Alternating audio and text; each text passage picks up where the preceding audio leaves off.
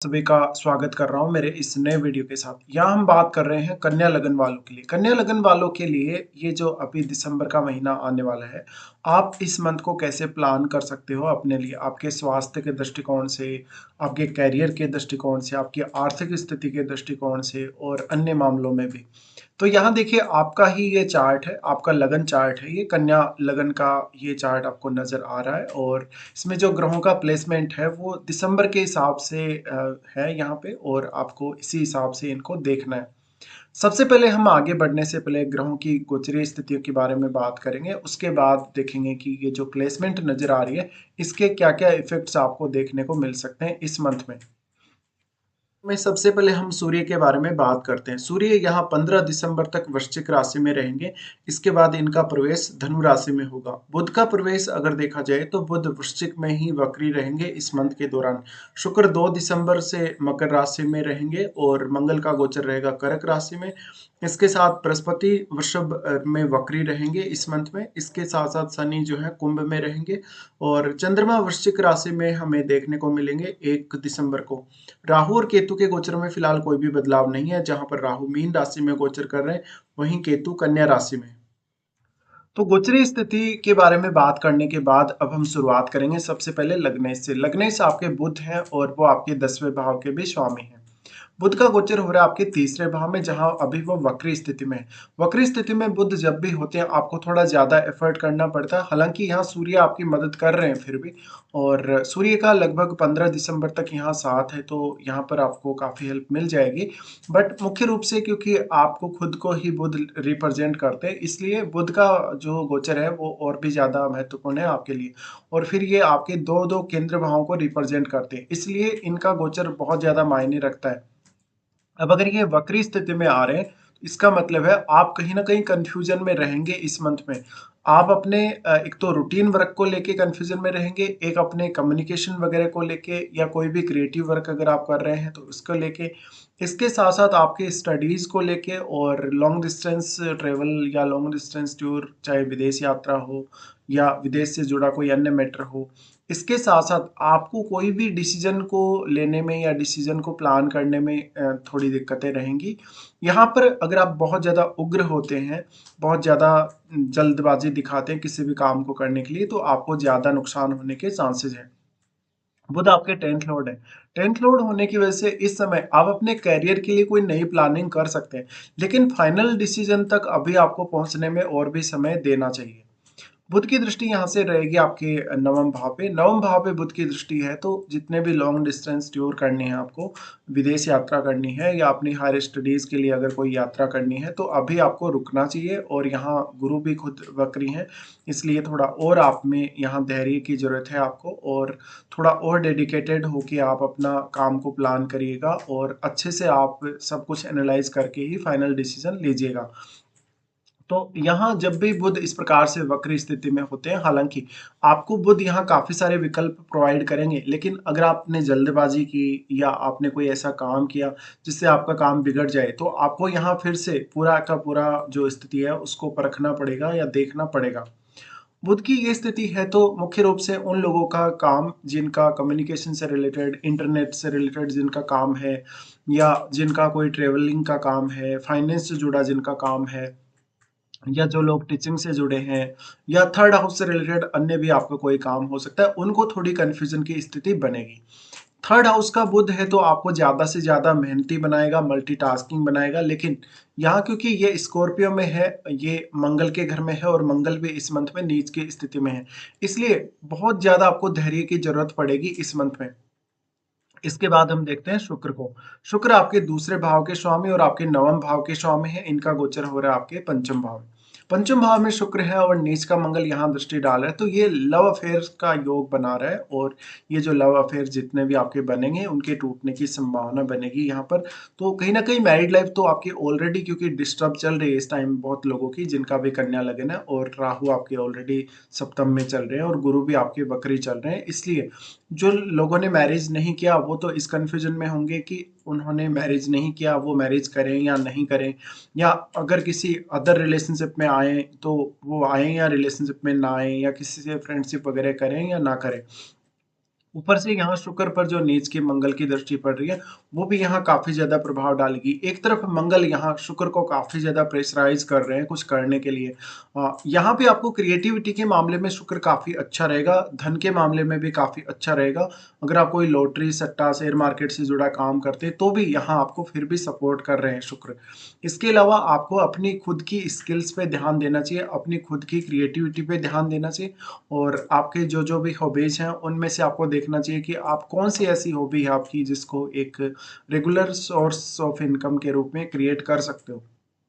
शुक्र आपके नवम के भी स्वामी हैं, नवम के स्वामी होने की वजह से अगर आप अपने संतान के पर्पज़ से या अपनी खुद की स्टडी के पर्पज़ से लंबी दूरी की यात्रा करना चाहते हो, तो इस समय आपको थोड़ा-सा सोच समझ कर ही फैसला लेना चाहिए। शुक्र की दृष्टि मंगल पर भी रहेगी, तो यहाँ इनकम के लिए हालाँकि अच्छी स्थिति है, लेकिन आपको इनकम के लिए कोई भी इल्लीगल काम नहीं करना चाहिए या कोई भी ऐसा काम जो रूल के अगेंस्ट हो। शुक्र यहाँ आपको रिश्तों में काफ़ी ज़्यादा असंतुष्टि देंगे और शुक्र की ये स्थिति कहीं न कहीं अगर आप मैरिड हैं तो जीवन साथी से काफ़ी सारा आपको प्रॉब्लम्स लाएगा। इस वजह से आपको खुद को नियंत्रित करना काफ़ी आवश्यक हो जाता है जब आपके लग्नेश भी इस मंथ में वक्री हो तो। तो इस केस में शुक्र का थोड़ा-सा जो नेगेटिव इम्पैक्ट है वो आपको देखने को मिलेगा। इसके बाद हम यहाँ से देखते हैं मंगल को।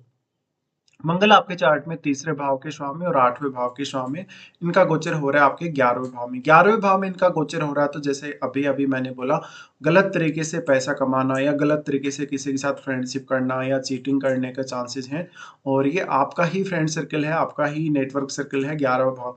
तो कहीं न कहीं पहले से अगर कोई आपका रिश्ता चल रहा है, आपका कोई किसी से फ्रेंडशिप चल रहा है तो उसके टूटने की संभावना बनेगी और मंगल आपको ज़्यादा से ज़्यादा धन के लिए लालायित करेंगे। मंगल तीसरे के स्वामी हैं तो काफ़ी ज़्यादा एग्रेशन भी आपको देंगे।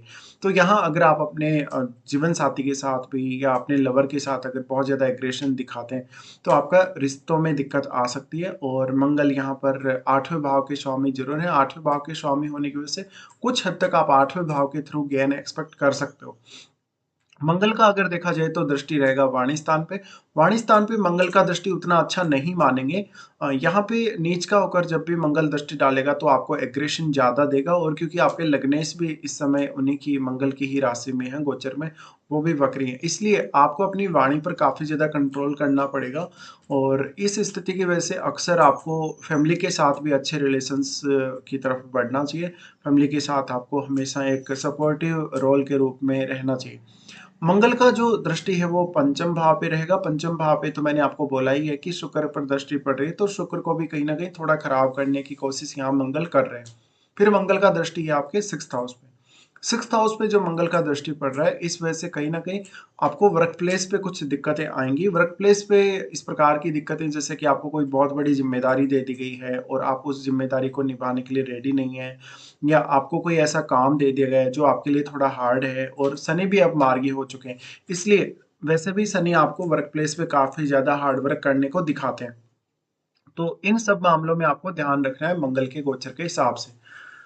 फिर यहाँ हम देख लेते हैं बृहस्पति के गोचर को। बृहस्पति जो कि 4th लॉर्ड और 7th लॉर्ड है, दोनों भावों के स्वामी होकर ये आपके गोचर कर रहे हैं, वक्री होकर 9th हाउस में। 9th हाउस में गोचर कर रहे हैं तो अपने पार्टनर के साथ विदेश जाने या कहीं लॉन्ग डिस्टेंस टूर करने या अपने परिवार के लोगों के साथ अगर लॉन्ग डिस्टेंस टूर करने का सोच रहे हैं, तो थोड़ा-सा आपको रीप्लान करना चाहिए। यहाँ देखिए गुरु 4th लॉर्ड होकर स्थित है, तो आपको अपनी माताजी के साथ कहीं दूर जाने का या कोई आध्यात्मिक कार्य करने का मौका मिल सकता है। जो लोग ऑलरेडी किसी दूसरे स्टेट में सेटल हैं, कहीं विदेश में सेटल हैं, उनके लिए हालाँकि ये अच्छी स्थिति है, आपको कोई भी ऐसी प्लानिंग करनी है, थोड़ा-सा आपके पास अभी भी समय है अच्छे से प्लान करने का। फिर गुरु आपके 7th हाउस के लॉर्ड हैं, 7th हाउस के लॉर्ड होने की वजह से अपने जीवन साथी या अपने किसी बिज़नेस पर्पज़ से आपको दूसरे स्टेट में जाना पड़ेगा या लॉन्ग डिस्टेंस टूर करना पड़ेगा, तो एक बार फिर से आप प्लान कर लीजिएगा क्योंकि गुरु खुद रेट्रो हैं, इसलिए आपको थोड़ा ज़्यादा समय देना चाहिए अपनी प्लानिंग्स को। गुरु का दृष्टि यहाँ से आपके लगन पर ही रहेगा।